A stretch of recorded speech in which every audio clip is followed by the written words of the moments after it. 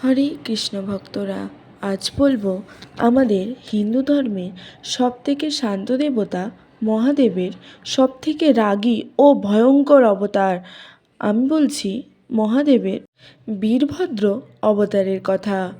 গল্পটা এমন ছিল, মাতা সতীর পিতা প্রজাপতি দক্ষ মহাদেবকে জামাতা বলে মেনে নিতে পারেননি এবং মাতা সতী ও মহাদেবের বিবাহের কিছুদিন পরেই মাতা সতীর পিতা এক যজ্ঞের আয়োজন করে, যে যজ্ঞে স্বর্গের সমস্ত দেবতারা আমন্ত্রিত ছিল, শুধুমাত্র মহাদেব ছাড়া।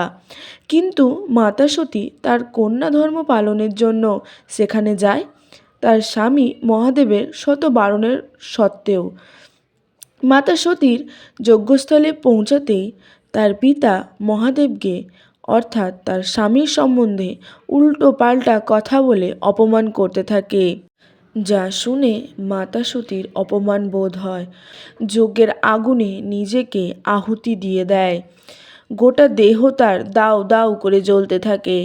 এই খবর যখন মহাদেবের কানে পৌঁছায়, তিনি তখন স্ত্রীর বিরহে ও ভালোবাসার মানুষের জন্য পাগলের মতন ছুটে আসে যজ্ঞস্থলে ও মাতা সতীর দেহ নিয়ে তার ভয়ঙ্কর রূপে তাণ্ডব নৃত্য করতে শুরু করে, যেই রূপকেই আমরা বীরভদ্র রূপ বলে জেনে থাকি। কিন্তু পৃথিবীকে রক্ষা করার জন্য নারায়ণ তার সুদর্শন চক্রের দ্বারা মাতা সতীর দেহ 108 খণ্ডে বিভক্ত করে, যেসব স্থান সতীপীঠ নামে পরিচিত। ভালো লাগলে সঙ্গে থেকো ও মন থেকে বলো রাধে রাধে।